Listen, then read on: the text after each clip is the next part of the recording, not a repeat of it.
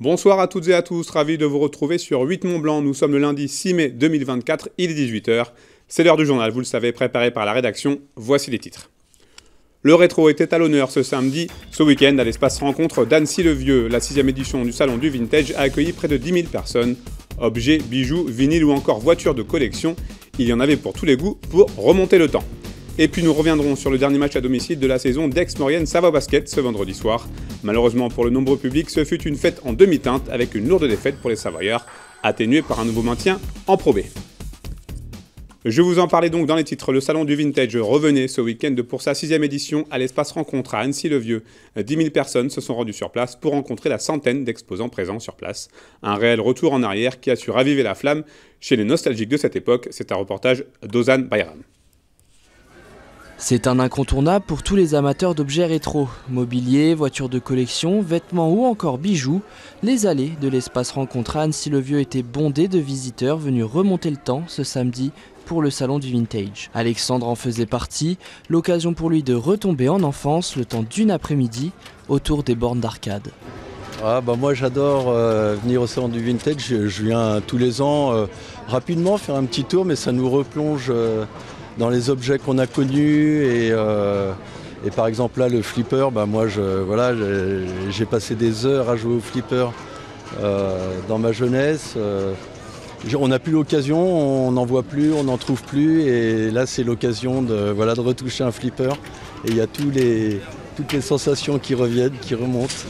Sur place, c'est un public intergénérationnel qui est allé à la rencontre d'exposants venus montrer et partager leur travail ainsi que leur passion pour les objets vintage allant des années 50 aux années 90. C'est une super opportunité parce qu'on découvre toujours des nouveaux clients. Donc en plus nous, on est donc de la région, donc c'est super sympa de voir des gens locaux, on va dire, et puis présenter nos produits, avoir les retours aussi des personnes, si ça plaît, si ça plaît pas. Tous les objets exposés étaient disponibles à la vente, comptés entre une dizaine d'euros pour les plus petits et jusqu'à plusieurs milliers d'euros pour les pièces les plus rares.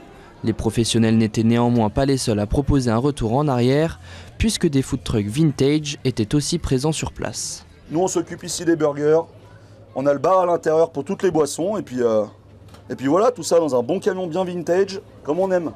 C'est que du kiff, hein. Là, franchement, là, c'est un week-end. On est avec des gens qui ont tous du style. Les exposants sont tous extraordinaires, vraiment des belles choses. Et nous, on est super heureux de pouvoir montrer nos véhicules, qui sont roulants aussi.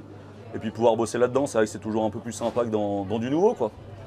Malgré des premières éditions compliquées en termes de fréquentation, ce salon atypique a su trouver son public au fil des ans. Moi j'ai bien aimé, franchement, il y a un peu de tout, il y a plein d'univers différents et j'ai bien aimé. Moi j'aime bien chiner, donc du coup c'est le principe de chiner, de voir des univers différents et puis même l'ambiance, les gens sont super sympas, c'est vraiment cool, quoi. Il faudra désormais attendre l'année prochaine pour pouvoir de nouveau regarder en arrière.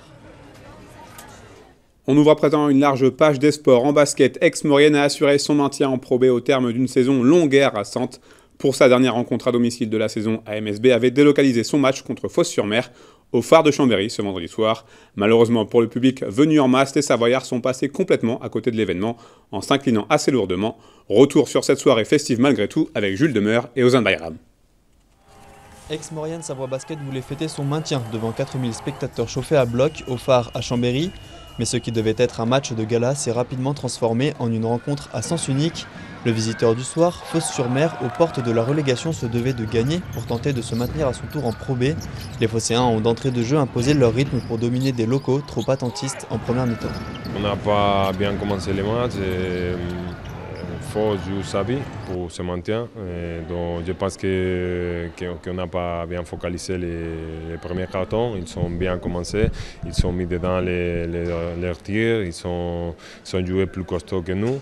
Et je pense que ce premier carton nous a coûté le match. Avec un cruel manque d'adresse au shoot, AMSB n'a jamais réussi à s'accrocher au score face à la réussite de Fos-sur-Mer. Efficaces en contre-attaque, les Provençaux ont surtout asphyxié les locaux grâce à leur défense de fer. Une vraie déception pour Emmanuel Schmitt, l'entraîneur savoyard.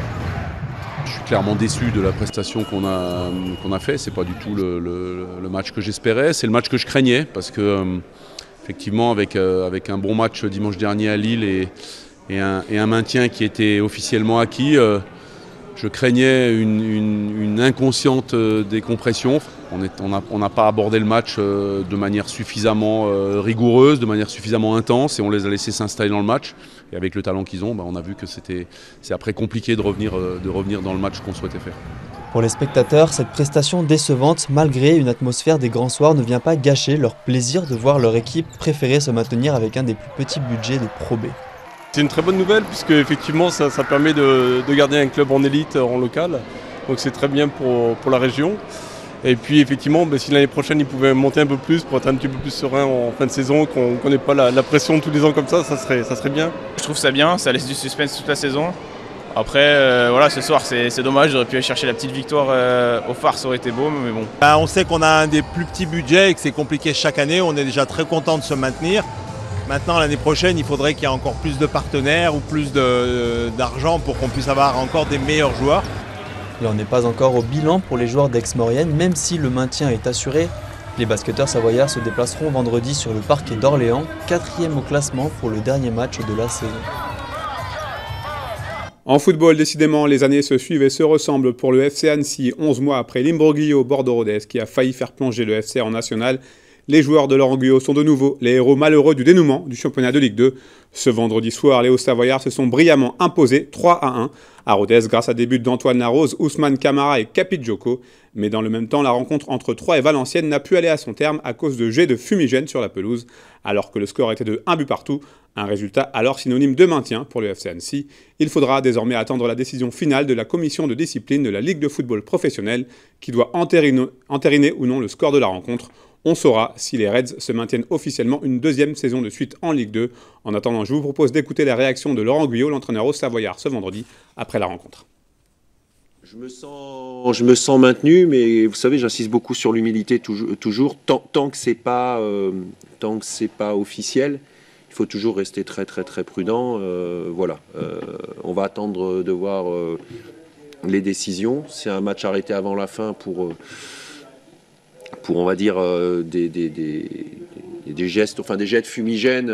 Ça a été un peu le chaos. Le match, je crois, a repris puis s'est arrêté à nouveau. C'était sur la fin, donc c'était pas comme si ça s'était passé en première mi-temps. Voilà. Après, moi, je veux pas rentrer dans les détails. Vous me dites ça à chaud.